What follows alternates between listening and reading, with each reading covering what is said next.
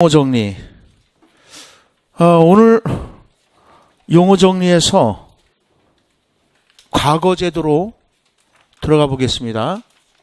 그래서 이제 6페이지로 가보죠.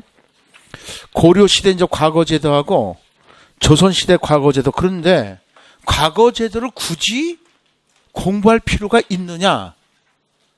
만약에 한국 교육사에서 시험에 나온다면은 과거 제도가 나올 수밖에 없단 말이야. 과거 제도가. 근데 이 과거 제도는 결국 뭘 말하는 거냐면요. 교육 과정이야. 교육 과정. 그러니까 과거 제도 때문에 교육 과정이 바뀐단 말이야. 자, 그러면은 잘 들어봐요. 조선시대는, 고려시대는 조금 이따 보고, 조선시대는 학교 교육과 즉 공교육과 선발체제가 일원화가 되어 있어. 뭐가 일원화되어 있다? 시작. 학교와 선발체제가 일원화되어 있다. 즉 학교를 보면은요, 학교와 이 선발체제가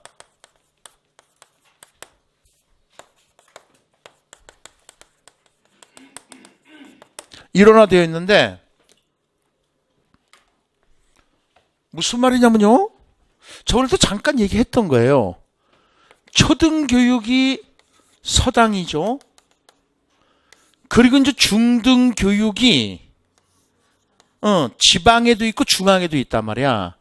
그래서 중앙에 사부학당이 있고, 그래서 이 사부학당을 줄여서 사학이라고 해. 사립학교를 말하는 게 아니야. 이건 넉사자야. 그 다음에 지방에 향교가 있어요. 그리고 나서 이제 고등교육으로 간단 말이에요. 그 고등교육이 성균관이죠. 그러면은 성균관 입학시험을 봐야 된다는 거죠. 그게 이제 속과라고 하는 겁니다. 그래서 이 속과는 성균관 입학 자격시험이다. 오늘날은 대학 입학시험이나 마찬가지고, 또 하나는 초급 관리를 양성하기 위한 시험이야. 그럼 이 소자는 이제 적은 거니까 초급 관리야. 그럼 대자는 큰 거니까 고급 관리가 되겠죠. 그래서 이게 이제 대과야. 대과. 그러니까 지금 학교 체제와 선발 체제가 딱 일원화가 되어 있다는 거예요. 근데 이거 지금 다 공교육입니다. 서당만 빼놓고. 서당은 사립이지만 사부학당, 향교, 성균관은 국립학교란 말이야. 공립이란 말이야. 공립. 자, 그런데 지금 우리는 중요한 게 이게 대과라고. 대과. 그러면은 이 대과에서 시험을 뭐로 볼 것이냐? 그 시험 과목에 따라서 성균관에서 가르치는 내용이 달라져. 그렇기 때문에 과거 시험이 교육 과정을 좌지우지한다는 거지. 그래서 대단히 중요하다는 겁니다. 무슨 말인지 알겠죠? 오케이. 자, 그러면은 과거 시험을 고려시부터 좀 보겠습니다. 고려. 고려에서는 광종 9년 동글배기 별표, 후주의 쌍기 동글배기 별표. 주나라죠. 후주에서 귀화한 쌍기가 건의를 합니다. 과거 시험을 보자. 광종 9년에. 그래서 이제 과거 시험이 실시가 되는데, 이 쌍기가 우리나라 최초의, 자, 밑줄, 지공고였다. 별표. 지공고. 그러니까 지공고는 누구냐면은 시험관이야. 시험 출제원이야. 지공고. 근데 이 고려시대 때 이 지공고 출신들이 학교를 세우기 시작합니다. 최초로 최충이라는 사람이 구제학당을 딱 세워요. 그러니까 이게 시험관 출신이잖아. 그러니까 이 사람들이 세운 학교에서 입학생이, 합격생이 엄청난 거지. 그러니까 와, 이거 돈 된다 이거지. 돈 되겠다. 그래서 구제학당 외에 지공고 출신들이 대부분 나머지 11개의 학당을 더 세웁니다. 그런데 이 학당에서 공부하는 사람들을 갖다가 공도라고 한단 말이에요. 공도. 도자가 무리도자야. 무리를 지었으면 공부하는 거지. 그래서 합해서 고려시대 때 12공도가 나와. 근데 이 12공도가 사학이야. 국자감이 최고의 고등교육기관에 해당돼. 고려시대 때 국자감이 고려시대 때는. 근데 여기에서 합격생보다는 이 12공도 출신에서 합격생이 굉장히 많이 나와. 그러니까 국자감, 다시 말해서 관학이 쇠퇴하는 거야. 이해가시나요? 이제 사학이 성행하기 시작하는 거야. 근데 이 사람들의 교육 방법이 특이해. 어떻게 하냐면요, 첫째, 조교제도를 실시합니다. 조교제도. 이 조교는 누구냐? 과거에 합격한 사람들입니다. 근데 고려시대 때는요, 만약에 관직이 10개야. 근데 과거 시험으로 20명을 뽑아. 10명은 갈 데가 없어. 그러니까 어떻게 하냐면요, 자기가 공부한 스승한테로 찾아가는 거야. 그러면서 스승이, 야, 그래, 너 그럼 와서 조교 역할해. 그러면서 이제 한 1년, 2년 저 애들 가르쳐 주는 거지. 야, 우리가 시험에는 이런 거 나왔어. 그러니까 이렇게 공부하면 좋아. 이런 거 가르쳐 주는 거야. 그리고 이제 선생이 고맙잖아. 그래서 이 사람이 관직으로 넣어주는 거야. 오케이? 이제 백이지 한마디로. 백으로 탁 넣어주는 거야. 그래서 얘가 이제 문생이 돼, 문생. 이 조교들이 사실상은 문화생이야, 문화생. 그래서 이제 얘네들이 관리로 가잖아. 관리 그럼 첫 봉급 받잖아. 이제 오늘날로 얘기하는 거야.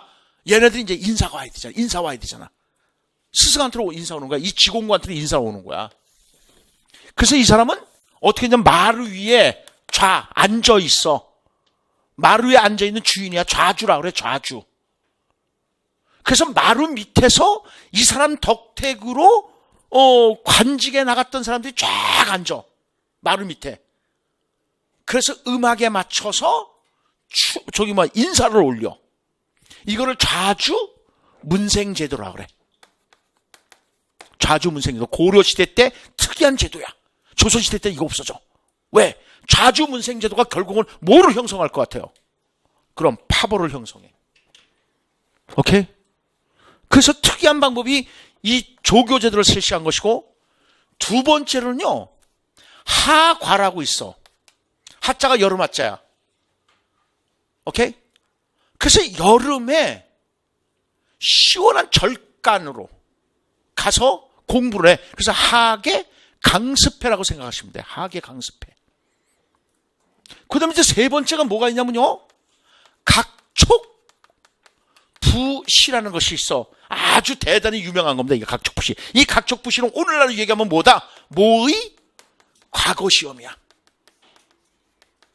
그럼 각촉이라는 것이 뭐냐?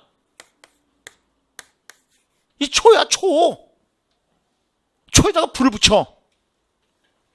그리고 이렇게 금을 거서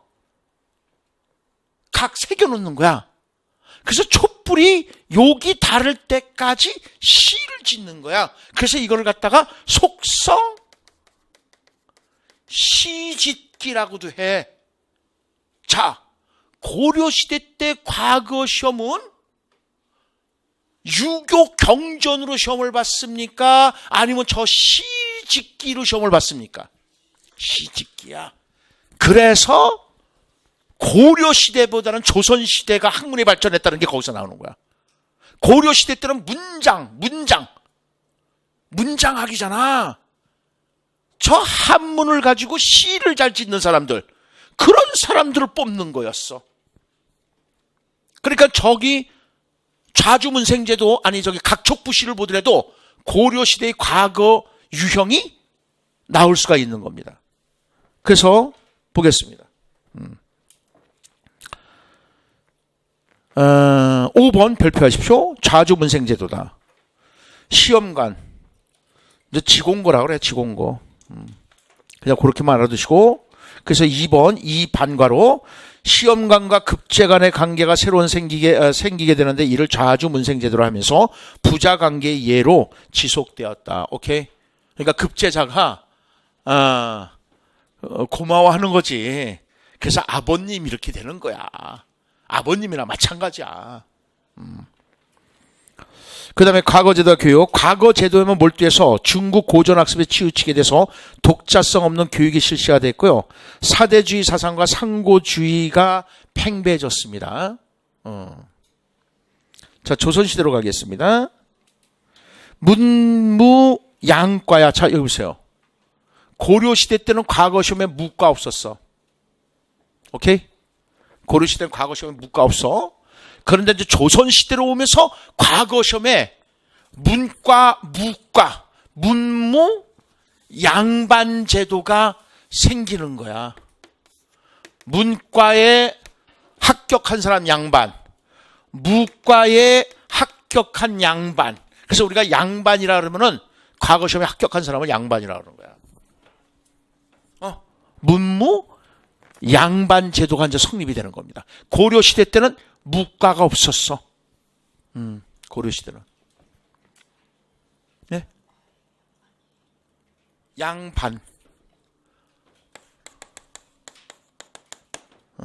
양반 제도. 그래서 문무 양과의 제도로서, 이게 양과라는 것은 뭐야? 문과, 무과, 두과. 그래서 양과.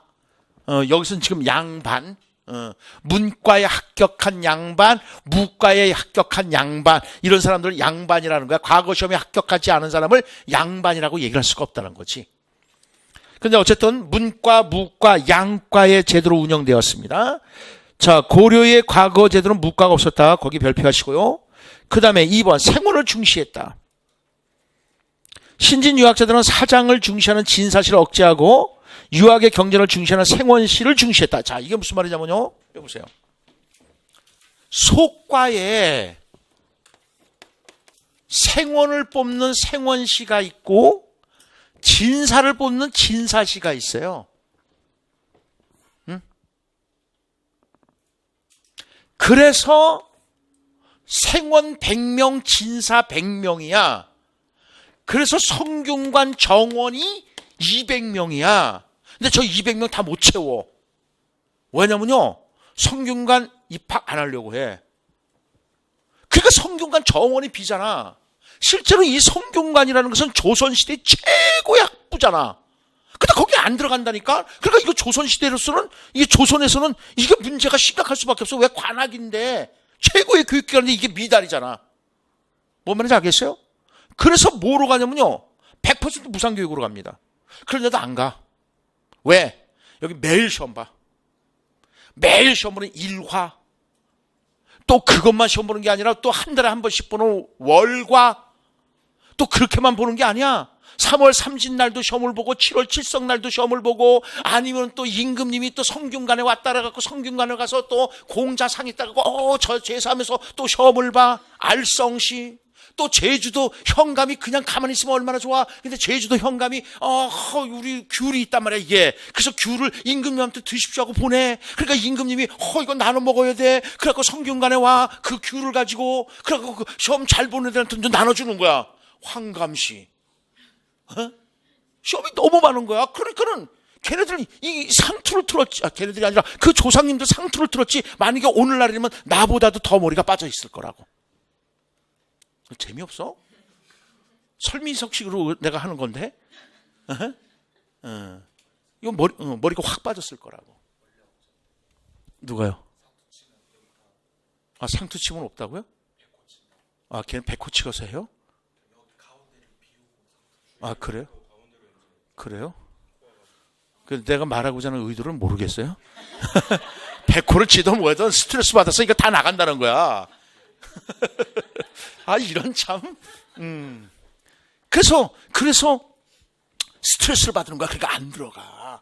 그러니까 이제 어떤 정책을 쓰냐면요. 사부학당 출신지들을 여기다 다 입학시키는 거야. 이 소과 안 보고. 간단한 소학 정도의 시험을 가지고. 그러니까 저기 그 소학 있죠. 대학 말고 소학.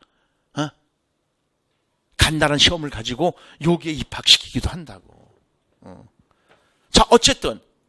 근데 고려시대 때는 아까도 얘기했지만은 뭐를 중요시하는 거야? 문장을 굉장히 중요시하는 거죠. 시짓기를 중요시하는 거죠. 그걸 사장이라고 그래, 사장.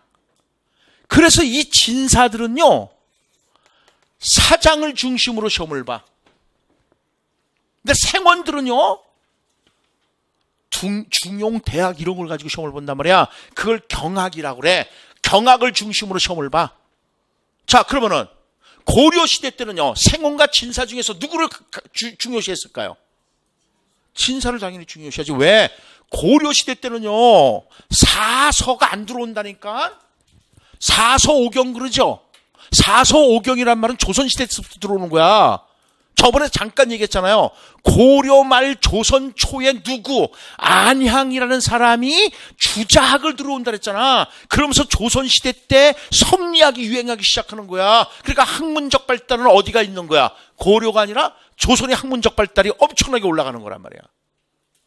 그러니까 고려시대 때는 그냥 저번에도 얘기한 것처럼 단순히 한문을 가지고 시짓기 정도로 끝나는 거라고. 그래서 사장 중심이야. 그래서 고려시대는 진사를 굉장히 중요시해. 근데 조선시대 때는요, 당연히 생원을 중요시해야겠죠.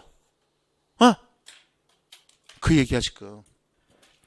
다시 읽을게요. 2번, 생원을 중요시한다.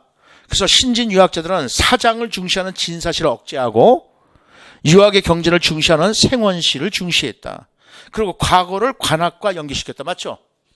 얘기했잖아요. 학교와 선발체제가 일원화됐다. 그래서 사부학당 향교 성균관이 관학이잖아. 그 관학이 바로 선발체계하고 그 과거 시험하고 일원화가 돼 있잖아요.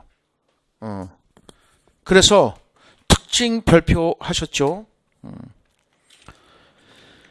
그 다음에 2번 계유에서 4번 문과는 대과와 속과로 구분된다.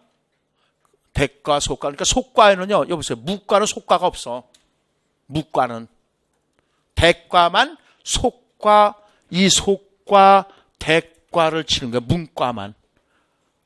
무과는 속과가 없이 대과만 치러. 오케이? 속과. 대과 응시전에 보는 시험으로서 경서를 외우는 생원시와 문장을 짓는 진사시가 있다. 오케이? 문장을 짓는 걸 사장이라고 한다 그랬었죠? 대과, 문과시로 임용되는 시험으로서 최고의 단계의 시험입니다. 무과, 고려공황 때 무과가 생겼으나 실시되지 않았으므로 무과시는 조선시대 처음으로 실시된 시험이다. 오케이? 다시 한번 얘기하지만 고려시대 때 무과가 없었다. 조선시대로 넘으면서 무과가 나타나는 겁니다. 잡과, 국가에 필요한 기술 관료를 선발하는 시험이었다. 오케이, 거기까지. 과거시험 거기까지. 그 다음에 7페이지에 건근의 교육사상 별표요.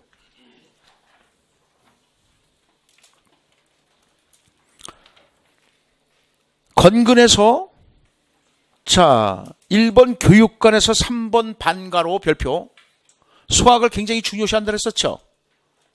이거 사상가 정리했을 때 했어. 어디에서요? 건학사목에서. 그래서 소학을 먼저 읽고 나서 소학을 먼저 읽으라는 소학 선강의 원칙을 했다 그랬죠. 소학 선강의 원칙. 그래서 조선시대 때는 어떤 이론이 나온다고요? 소학을 먼저 읽고 나서 대학을 읽자는 시작 소학 대학 계제론이 나온다 그랬었죠. 계제 단계를 말하는 거야. 그런 제도가 있다는 거야. 소학대학 계제론이야. 그래서 소학은 뭐라고요? 시작. 도덕적 실천을. 대학은 뭐라고요? 도덕적 원리를. 그러니까 도덕적 원리가 먼저가 아니야. 도덕적 실천이 몸에 먼저 배어야 한다는 거야. 알겠죠?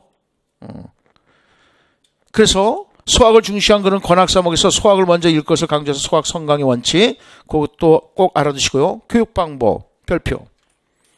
근소를 먼저 하고 원대를 나중에 하라. 근소를 먼저 하고 나서 원대를 나중에 하라 이거야. 근자가 가까울 근자야. 원자가 멀 원자야. 그러니까 가까운 걸 먼저 하고 먼 건 나중에 하고 그 다음에 적은 걸 먼저 하고 큰 건 나중에 하라는 거야. 이런 걸 갖다가 오늘날 뭐라는다? 계열성의 원리라고 하는 것이다. 계열성의 원리.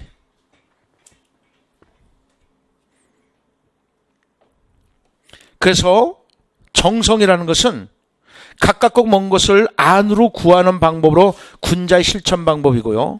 양은 필요 없습니다. 그래서 1번만 특히 더 알아두십시오. 교육방법의 1번. 그 다음 4번. 주요조서에서 1번 별표, 권학성을 조금 아까 했습니다. 2번 입학도설 별표 와장창. 익주의 유배지에서 중용과 대학을 가르치기 위해서 만든 40종의 교수용 도표, 그림과 표로 만든 겁니다. 성리학 교재인 동시에 시각 교재다. 오케이? 그러니까 시청각 교재를 말하는 겁니다. 2번 도표를 사용해서 시청각 교육의 효과를 기대한 시청각 교육의 시초로서, 자 어저께 얘기했었죠? 선, 형, 색을 이용했다 그랬었죠. 선형색 등을 조화 있게 구성하여 중요한 요점과 전체 관련 계통을 알 수 있도록 시각적으로 표현했다. 그 다음에 카메니스의 세계도회에 비견될 수 있으나 세계도회보다도 268년이나 앞서 있었다. 다시 말해서 2, 3세기 앞서 있었다 그랬죠. 그래서 세계사적인 교육적 의의를 가지고 있지만 최초의 시청각 교재는 뭐가 된다? 세계도회가 돼. 카메니우스에. 그 다음 넘어가겠습니다. 어디를 보시냐면요. 9페이지. 동학교육사상 별표하십시오.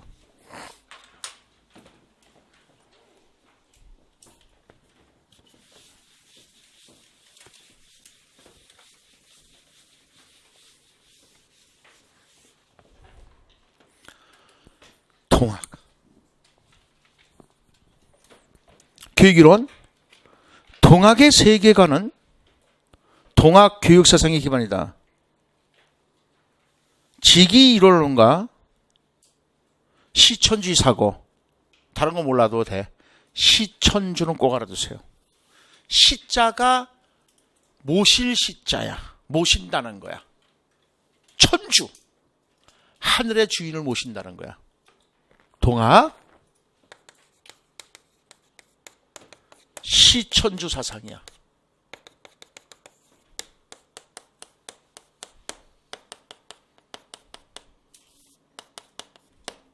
시천주. 그래서 어머니이자 교육자로서 천지가 만물의 생장과 인간의 자아실을 돕는다는 교육 논리를 성립시켰다. 동학교육의 목적은 신, 자연과 합일된 우주적 존재이자 창조적 존재로서 신과 자연의 자신의 창조력으로 합일되는 신적인 인간이자 자연적인 인간, 주체적이고 자유로운 인간을 양성하고자 합니다. 그래서 나오는 것이요. 인내천 사상이 나오지. 사인여천 사상이 나온단 말이야.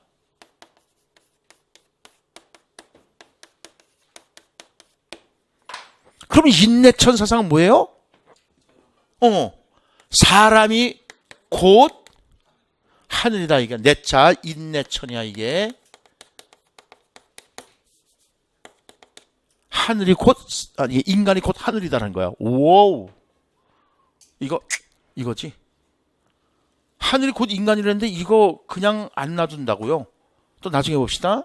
요건 일사자가 아니야. 여기선 섬길 사자가 돼. 사람 섬기는 것을 이게 같을 여자야. 하늘과 같이 해라. 사인 여천이야. 그러니까 지금 요 인과 천이 같은 거야. 그렇다면 여러분들 이는 피지배 계층이죠. 천은 지배 계층이 되는 거지. 피지배 계층과 지배 계층이 같다는 거잖아요. 신하와 임금이 같다는 얘기잖아요. 여성과 남성이 같다는 얘기잖아요. 여자와 남자가 같은 거야. 천주교 사상도 그렇잖아. 천주교. 그러니까는 동학 사상이나 천주교 사상은요, 결국 중세 사상에 위배되는 거죠. 중세 사상에서는 뭐예요? 천이 최고잖아. 임금이 최고고 지배계층이 최고잖아. 남자가 최고잖아. 근데 거기 덤벼드는 거잖아. 그래 어떻게 돼요? 죽여버려야지. 죽이는 거야 이거. 그래서 유명한 사건이 정약용 사건이잖아요. 저번에도 얘기했다시피 정약용의 가족이 굉장히 그죠, 천주교 신자들이었단 말이에요. 그래서 정약용의 매형이 이승훈이라고. 이승훈. 그래서 사교로 몰리는 거잖아. 그래서 전부 죽임을 당한다고요. 근데 이제 정약용이 굉장히 똑똑했고 정약전 형님도 똑똑했잖아. 그래서 살려두는 거지. 그래갖고 같은 날 귀양 간다 그랬잖아요. 얘기했었죠? 얘기 안 했어요? 지금 했잖아. 같은 날 귀양 간다고. 그래서 왜 정약용 호가 뭐죠? 다산인가 얘기했었죠? 오케이. 그렇게 되는 거란 말이에요. 그래서 교육 원리를 보겠습니다. 전일적인 인간을 양성하는 교육 목표는 어떤 과정을 통해서 실현될 수 있는가? 동학의 교육에서는 신과 인간이 서로를 향해서 통일의 의지를 발휘해야 되는데 이것이 자연의 섭리라고 보는 겁니다. 그리고 인간이 추구해야 할 생태적인 교육 과정이라고 했습니다. 최재훈은 이런 과정을 생태학적 교육 원리로 해석해서 13자 주문과, 자, 밑줄 그으십시오, 성경신을 제시합니다. 성은 성실함이죠. 그러니까 여러분들 성리학에서 성경을 굉장히 강조하잖아. 신은 믿음이죠. 그러니까 신은 종교의 종교. 오케이, 거기까지. 그 다음에 미 군정청의 교육 정책이 있고요. 넘어가겠습니다. 11페이지요. 민족 사학의 성격 별표와 장착하십시오.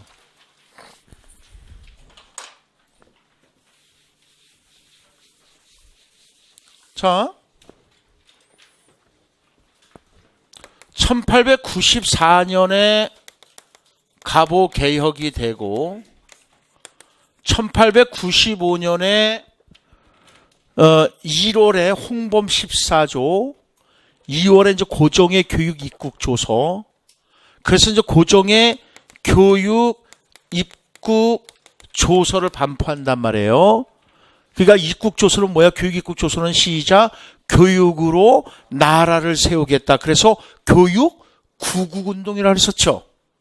교육으로 나라를 구하겠다는 거야. 교육 입국 사상은 교육 구국 운동이란 말이에요. 그래서 교육 입국 조서를 통해서 많은 학교를 세우겠다라고 하는 거죠. 그래서 4월에 사자 들어가는 거 뭐 있어? 그렇죠. 이제 앞에 한성이라 붙여야 돼. 한성사범학교 간제반포. 5월에 5자 들어가는 게 뭐가 있어? 외국학교 간제반포. 7자는 뭐가 있어요? 북두 칠성, 칠성. 그래서 성균관 간제를 반포하면서, 성균관은 최고의 학부잖아. 그러면 제일 밑에 초등교육인 소학교령도 발표를 한다고, 소학교령도. 그래서 많은 학교를 세우겠다고 하는데 1910년이 뭐라 그랬습니까, 이거요?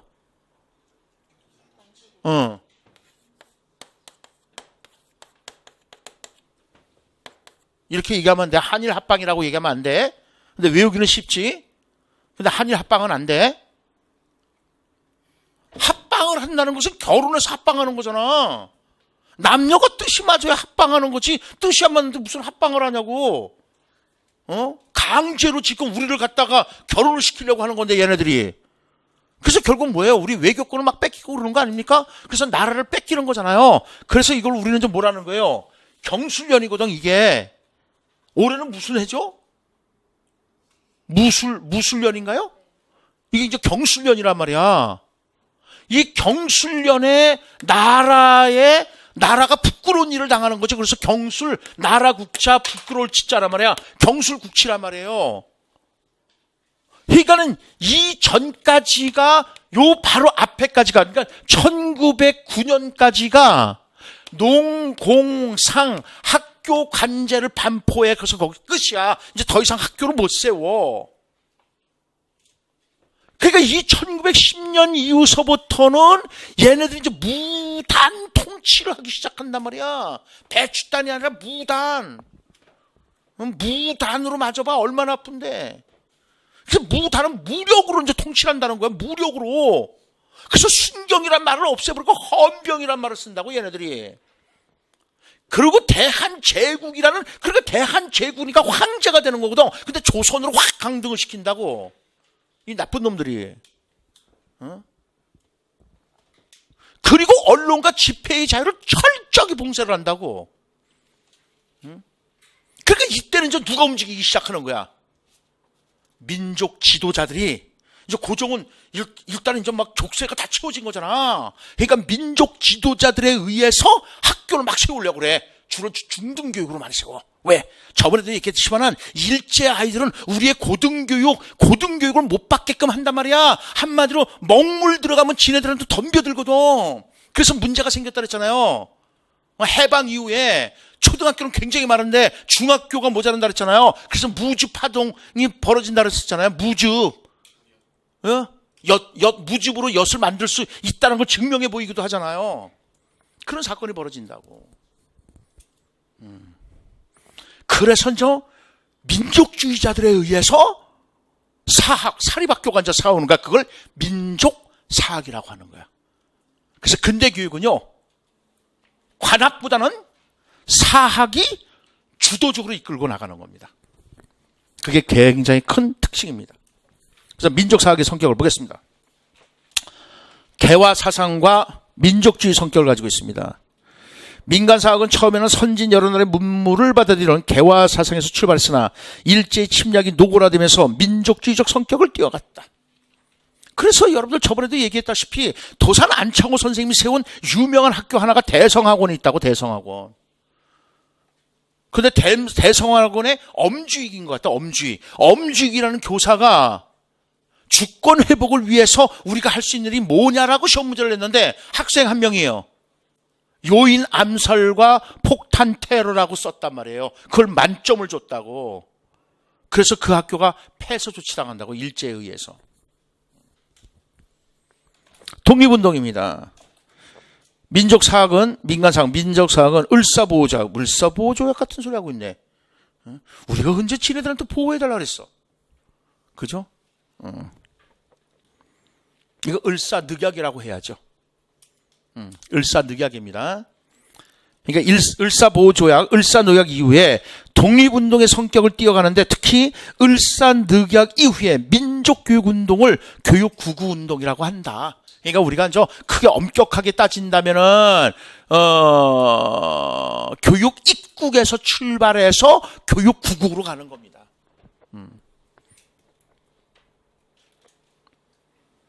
그러면서 이제 실학사상을 승계한다는 거죠. 구한말 민간사학의 개화사상은 실학사상의 근대지향적 측면을 계승해서 점차 근대적인 변혁 사상으로 발전해냈고, 설립이념은요, 개화를 통한 근대화의 지향, 그 다음 민족의식 고치, 그 다음에 국권 회복입니다. 그리고 아까도 얘기했지만 초등교육이 아니라 중등교육 위주입니다. 그 다음에 브나르드 운동 별표. 이것도 시험에 나온 거예요. 딱 한 번 나왔지. 딱 한 번. 브나르드 운동. 동아일보는 참 이때는 동아일보가 참 괜찮았는데 이 조중동이 그죠? 동아일보는 1931년 7월부터 브나르드 운동을 전개했습니다. 브나르드라는 말은 러시아 말로서 민중속이라는 뜻인데 19세기 러시아 지식계급이 노동자 혹은 농민 속에 뛰어들어가서 그들과 같이 생활하면서 지도하던 민중운동을 뜻하는 겁니다.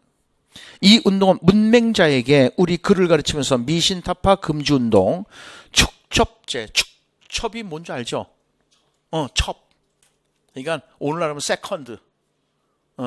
근데 옛날에는 그랬잖아요. 남자가 본처 외에 첩을 많이 들 수가 있었어.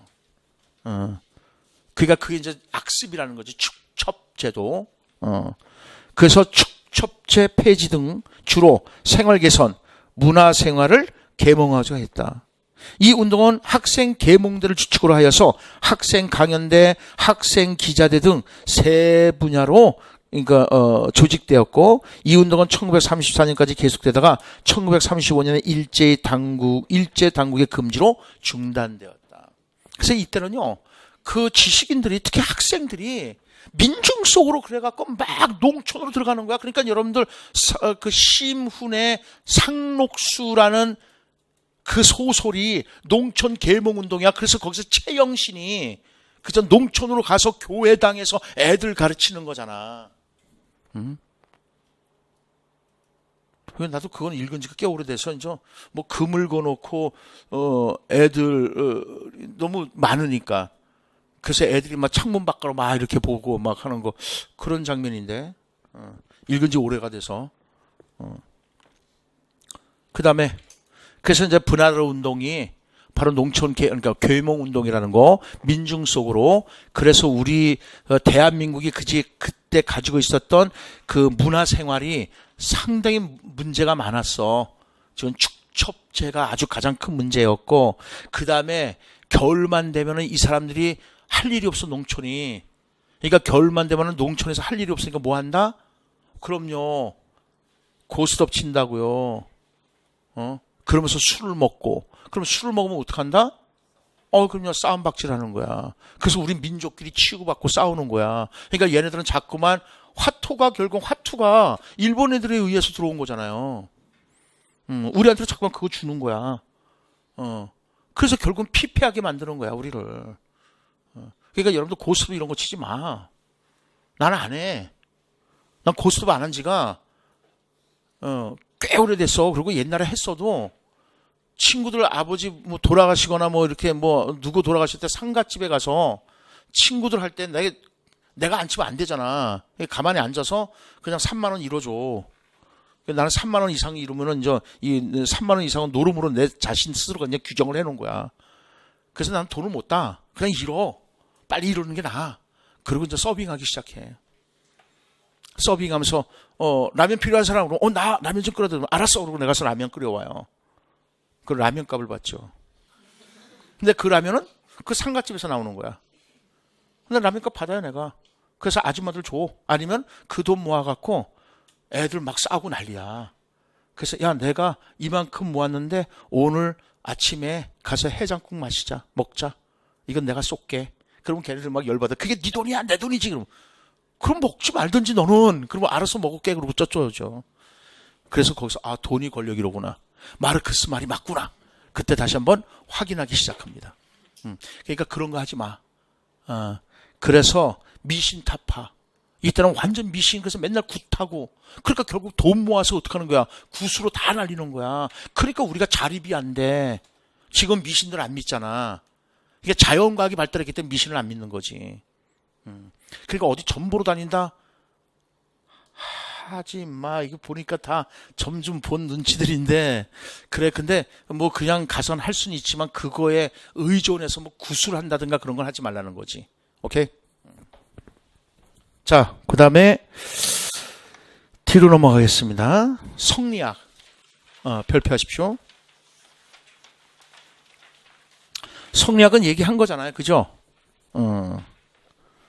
그래서 우선 5번을 보면 우리나라는 고려 때 안향이 최초로 받아들였고 정몽주 2세 길제를 걸쳐서 조선조에 이르러서 크게 발달하였으며, 그러니까는 려말, 고려말, 안향에 의해서 조선초, 그러니까 여러분들 그 정몽주 2세 길제 이런 사람들이 조선초 사람들이잖아. 아시겠죠? 그러면서 성리학이, 그러니까 다시 한번 얘기하지만 고려를 쓰면서 사서오경이라는 말을 쓰면 틀리는 거야. 고려 시대 때는 사서란 말을 쓸 수가 없어. 사서는 성리학서야. 즉 대학, 논어, 맹자, 중용, 이 사서는 고려 시대 때는 나오질 않아. 조선 시대 때 안향에 의해서 주작이 도입이 되면서 조선 시대 때 이 사서가 돌풍을 일으키기 시작하는 거야. 그러니까는 학문이 발전한다는 거지. 그다음에 4번. 성리학은 대체로 태극론, 이기론, 심성론, 성경론 등으로 구분됩니다. 태극론과 이기론은 자연의 존재 법칙을 연구하는 우주론이라고 그래요. 우주론. 그리고 심성론하고 성경론은 당위를 문제 삼는 실천윤리다, 이렇게 보시면 돼요. 그러니까 심성은, 야, 네 심성은 어때? 이렇게 물어보는 거야. 그 심성을 말하는 거야. 그러니까 이 심성은 윤리라고 생각하시면 돼. 근데 이기론, 태극론은 철학이야, 철학. 그래서 우주론이라고 생각하시면 되는 겁니다. 우주의 존재 법칙을, 그 다음에 3번. 성리학이라는 명칭은 주도니의 제자 정호가 천리, 정의, 정호, 정의, 형제야. 성증리라고 하는 데서 말해서 기인한 것이고, 그 이후에 주자가 주도니, 장hin고, 정명도, 정의천, 나종원 이런 사람도 몰라도 돼. 그래서 주자에 의해서 계승 확대되었다, 이렇게 생각하시면 돼요. 그러니까 저번에도 얘기했지만은 이런 얘기했어요. 공맹사상을 정의와 정오에 걸쳐서, 그래서 우리가 이제 정주학이라고도 한단 말이야. 그러면서 이제 주자에 의해서 주자학으로 발전하는 거지. 이 주자학을 우리는 성리학이라고 하는 것이다. 그래서 성리학을 이제 다른 명칭으로 도에 관한 학문이다 그래서 도학, 또 의리에 관한 학문이다 그래서 의리지학. 명칭은 다양해. 근데 여러분들한테 그런 건 안 물어볼 거라고 성리학으로만 생각하시면 돼. 뭔 말인지 알겠죠? 그래서 성리학의 발전 배경이 이렇게 되는 거야. 자, 그래서 성리학의 교육사상. 성리학의 교육사상에서요, 1번 발표하세요. 성리학에서는 우주 삼라만상의 진리인 니와 성이 인간 내부에 있다고 보았다. 즉 학습자의 마음속에 가르쳐야 할 교육 내용이 다 들어가 있다고 전제했다. 어휴, 여보세요. 이게 조금 이게 객관식 때는 이게 굉장히 중요하게 강조됐던 건데, 만두 모형이라 그래. 만두. 동양의 교육관과 서양의 교육관을 비교를 할 때 도토리 모형과 만두 모형이라고 얘기를 하는데,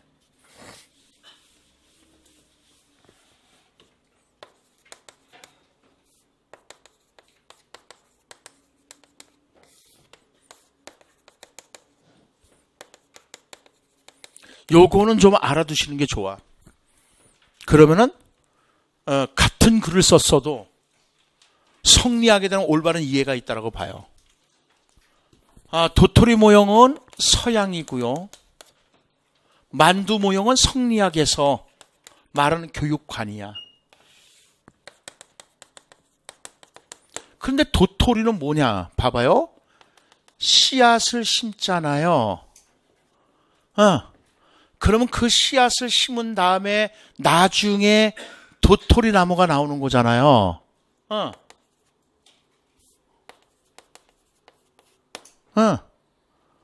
이걸 자아실현으로 보자 이거예요. 그러면은 서양에서의 자아실현은 어떻게 이루어지냐는 거란 거예요. 점진적이고 누적적으로 이루어진다는 거예요. 서양에서의 자아실현은 뭐다? 시작. 점진적이고 누적적으로 이루어진다. 그거에 대한 예로서 도토리 씨앗을 심어서 도토리 나무가 나오기까지는 한순간에 안 나와. 오랜 세월에 걸쳐서 조건이 다 맞아떨어졌을 때 도토리 나무가 형성이 돼. 이해 가나요? 이해 가죠? 자, 서양에서 교육과는 무슨 교육과냐? 시작. 도토리 모여. 그래서 자아실현을 어떻게 본다? 시작. 점진적이고 누적적이다. 그래서 그거에 대한 논거, 증거는 뭐로 되면 된다? 도토리 씨앗을 심어서 오랜 세월에 걸쳐서 도토리 나무가 되는 거로. 근데 일단 성리학에서는요, 자아실현이요, 누적적이고 점진적이질 않아. 순간적이고 돌발적이라고 얘기를 해요. 순간적이고 돌발적이다. 왜 그러냐면은 이 만두 속을 봐봐. 만두 속에 돼지고기 달달달 볶아서 넣어야 돼. 난 돼지고기 간 건 싫어. 그러면 씹는 맛이 없어, 그죠? 그러니까 돼지고기를 상송송 썰어서 따르락 볶아서 넣어야 돼. 그 다음에 저기다가 당근 삶아서 넣어야 돼. 그 다음에 김치 쫙 짜서 송송송 썰어서 넣어야 돼. 난 김치 만두를 좋아하니까. 그 다음에 두부도 쫙 짜서 넣어야 돼. 두부. 그리고 가끔 가다 이제 사람 골택 먹이려면은 그저 땡초 있죠? 청양고추 송송 썰어서 하나를 거기다 다 집어넣으면 돼. 그래서 찐다고. 그러니까 우리 인간의 내면에는 만물 모든 것이 다 들어가 있어. 다 들어가 있어. 지금 그 얘기하는 거야. 학습자의 마음속에 가르쳐야 할 교육 내용이 다 들어가 있다고 전제하는 거야. 이해가나요? 그런데 이 만두가 퍽 터지는 거야. 그러니까 한순간에 순간적이고 돌발적으로 자아실현이 된다는 거야. 그렇게 하기 위해서 나오는 것이 뭐냐면요, 동양에서는 체벌이 인정이 돼. 방과 할을 사용한다래. 방은 죽비 같은 거야. 그래서 딱 쳐. 죽비 안 아파. 소리만 크지. 그래서 번떡 깬다고 그래. 왜냐면 우리가 역치라고 그러거든. 역치, 스레스홀드, 문턱.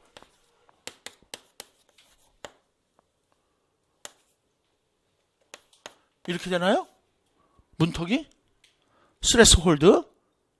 그래서 이 문턱이 있는데 넘을까 말까는 그 문턱 역치라고 나오는 역치. 근데 여기서 탁 때리니까 깜짝 놀란다는 거지. 오케이? 그 다음에 할은요, 소리를 꽥 질러주는 거야.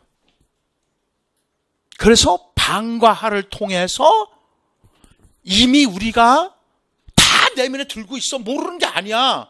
다만 깨치지 못하는 거야. 근데 왜 깨치지 못하냐면요, 스승을 통해서 깨치는 것이 아니야. 우리가 눈에 뭐가 꼈냐면 기가 껴있다 그래. 기. 리가 아니라 기가 껴있다는 거야. 기, 눈에. 기는 자꾸만 변하는 거잖아. 그러니까 만물의 이치를 퍼득을 못한다는 거야. 근데 그 기를 걷어내는 거야. 근데 스스로 걷어내는 거야. 성리학에서 스스로. 그래서 자학자습을 많이 얘기한다고, 사실상은. 그래서 자, 교사관을 보겠습니다. 그래서 학습관은 따라서 학습이란 학습자가 자신의 마음속에 있는 우주의 진리를 스스로 깨우치는 것을 말하는 것이다. 별표. 됐죠? 그럼 이제 교사는 어떻게 되는 것이냐?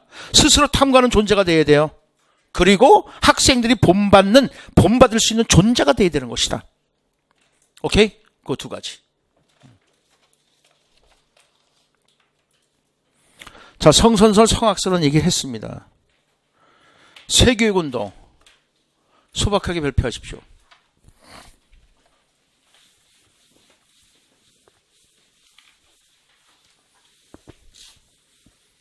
자, 그러면 1945년 8월 15일 날 해방이 됩니다. 그죠? 그러면서 1948년 8월 15일까지 해방이 됐는데도 불구하고 우리 스스로 통치를 못해. 미군들이 우리 정치에 관여해. 그래서 이거를 미군정기라고 한단 말이야. 미군이 정치에 참여하는 시기야. 그래서 요때 미국이니까 결국 뭐가 나오는 거예요? 진보주의가 들어온다는 거죠. 새교육 운동이 나온다는 거야. 자, 여러분. 진보주의 교육의 특징. 첫째, 시작. 교육이란 경험의 재구조를 통해서 성장하는 거고, 두 번째는 시작.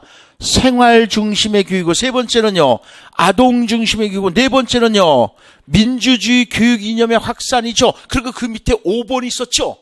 5번 뭐라 그랬어요? 우리나라의 새교육 운동에 영향을 줬다는 말이 있잖아. 5번이. 그러니까 이 미군정기에 진보주의가 들어오면서 새로운 교육 방법이 등장하기 시작하는 거야. 그래서 나오는 것이 뭐야? 개별화야, 개별화. 그래서 벌크 시스템, 달톤 플랜 이런 것들이 들어오기 시작한다고. 아동 중심의 교육을 강조하기 시작하는 거야. 그래서 새교육운동. 새교육운동을 다른 말로 이제 신교육운동이라고도 한다. 여기가 이제 새교육, 신교육운동이야. 오천석. 우리나라 최초의 교육부 장관이야.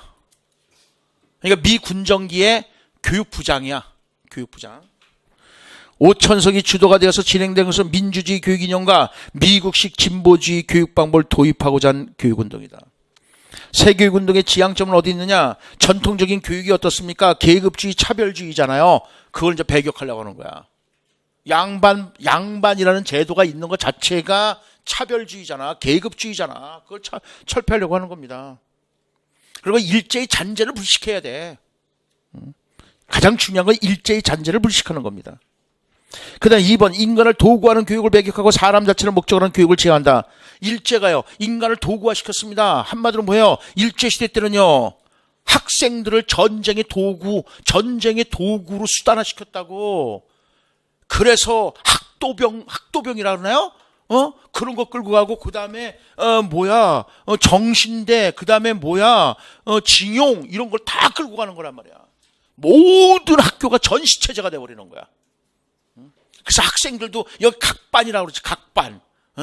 군화처럼 여기 막 메고 모자 쓰고 그다음에 여기 벨트 그 옛날에 교련 받듯이 그렇게 하고 총 들고 훈련 받고 막 이랬단 말이야. 나쁜 놈들이지. 일본, 그러니까 여러분들 역사 공부 좀 많이 하세요.